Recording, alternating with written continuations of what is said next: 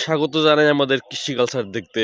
দর্শক, দীর্ঘ 1 মাস পর খামারে এসে দেখলাম আমার খামারে লাগানো বেশিরভাগ গাছগুলোই শুকিয়ে এমন হলুদ হয়ে পাতা মরে যাচ্ছে। মাটি একদম শুকিয়ে চৌচির হয়ে আছে। পুরো খামারেই পানির একটা প্রচ্ছন্ন অভাব। তাই দেখে সাত সকালবেলা ঘুম থেকে দ্রুত উঠে চলে এলাম একটা বিলস পাম্প নিয়ে।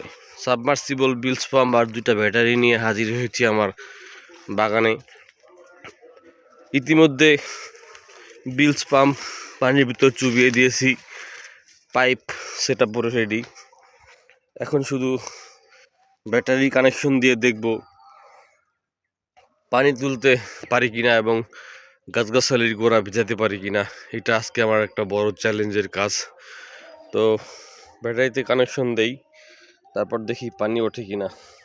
আলহামদুলিল্লাহ, পানির কানেকশন দিয়ে দিছি, ব্যাটারির কানেকশন দিয়ে দিছি।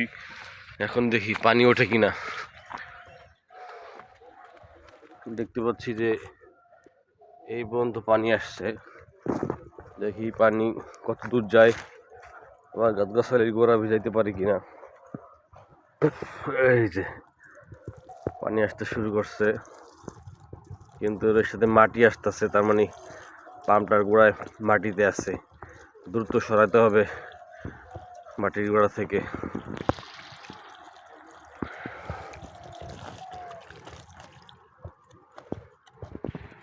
দ্রুত গিয়ে বিলস পাম্পটা মাটির উপর থেকে বেশি তুলতে হবে, না হলে এরকম মাটি আসবে, এখান থেকে মাটি আসবে। পানির ভিতরে রাখছি যাতে মাটির নাগাল না পায়।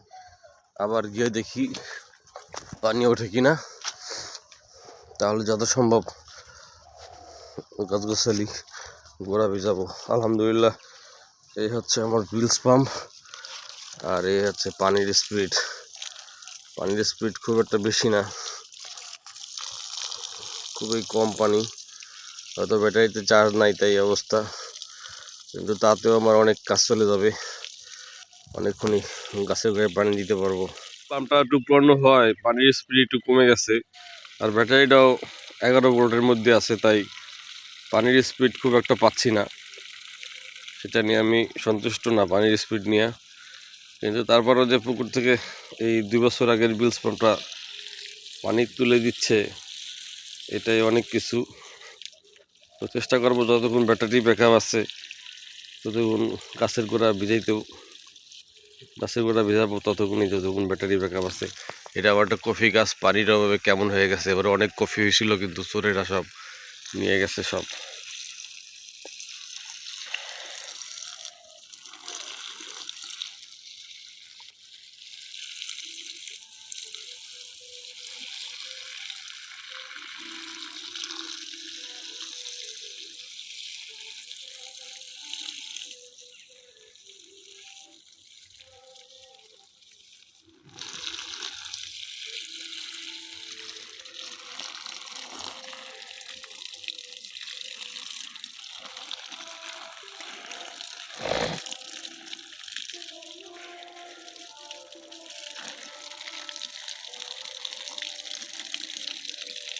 চুইঝাল গাছগুলো শুকিয়ে একদম লাল হয়ে পাতা ধরে যাচ্ছিল। এখন এই চুইঝাল গাছগুলোরে পানি দিচ্ছি, ভালোই লাগতেছে গাছের পানি দিতে।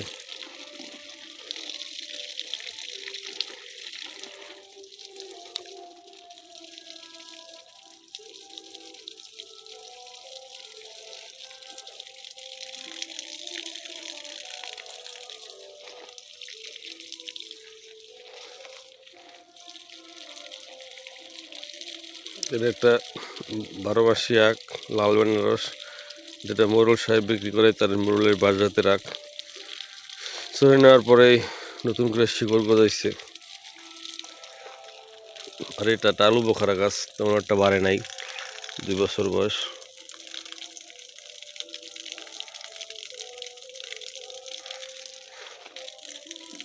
একটা পালুনিয়া গাছ ছিল, এই যে আর একটা পালুনিয়া গাছ, পানিটা মরে মরে অবস্থা।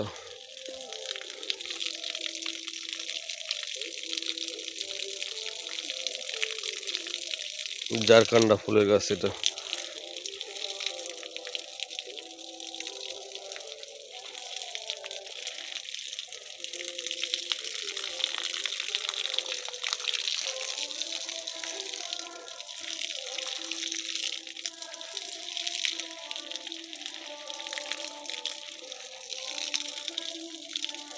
গাছে পানি দিতে ভালোই লাগে যদি মোটর মোটর 10 মিনিট ধরে মোটর চলছে। 1 ইঞ্চি পানি 1 ইঞ্চি ডেলিভারি পাইপ থেকে পানি পড়ছে। পানির স্পিড একটু কম, কারণ মোটরও দুর্বল হয়ে গেছে আর পাইপও অনেক মোটা। আরও আনছি প্রায় 50 ফিট দূর থেকে, এই যে এই পুকুর থেকে। তারপরেও পানি আসতেছে। আমার বালতি দিয়ে বালতির পর বালতি পুকুর থেকে পানি টেনে এনে গাছে উড়াই দেওয়া লাগলো না। এটাই আমার একটা সফলতা। এই যে এখানে দাঁড়িয়ে দাঁড়িয়ে যেসব গাছ মরে মরে অবস্থা, সেসব গাছে পানি দিতে পারতেছি আলহামদুলিল্লাহ। এটা একটা বেলস পাম্পের সুবিধা। ছোট্ট একটা 8.5 অ্যাম্পিয়ারের ব্যাটারি, 12 ভোল্টের ব্যাটারি দিয়ে এখানে আমার খামারের গাছগুলো ভেজাচ্ছি। এই ব্যাটারি সোলারে চার্জ হয়েছিল ওই কয়দিন, 1 মাস চার্জ হয়েছিল। তো গতকালকে আবার আরেকবার আইপিএসের মেশিন দিয়ে চার্জ দিছি।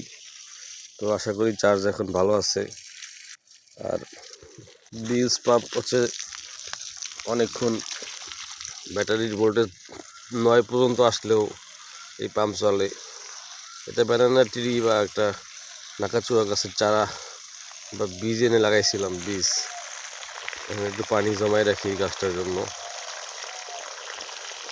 কয়েকদিন গাছটা পুরো ভিজা থাকতে পারে। ভালোই পানির স্পিড পাচ্ছি মাশাআল্লাহ। আমি যেরকম চেয়েছিলাম সেরকমই সাকসেস বলা যায়। যতটা সম্ভব পারি, যতগুলো গাছের গোড়ায় পারি পানি দিতে, আখ টাককে শুরু করে সব কিছুই ভিজে ফেলবো। যদিও আখ খেতে পারি না, সব জোরে নিয়ে যায়। তারপরও এগুলো বাঁচিয়ে রাখি, যেই খাক আল্লাহ আমার থেকে প্রতিদান তো অন্য জায়গা থেকে দিলেও দিবে, সেটা নিয়ে আমি ভাবি না। আমার গাছের যত্ন নেওয়া, ফল কে খাবে না খাবে সেটা আল্লাহ ঠিক করবে। কার রিজিকে আছে আর কার রিজিকে নাই, আমি চেষ্টা করে যাই।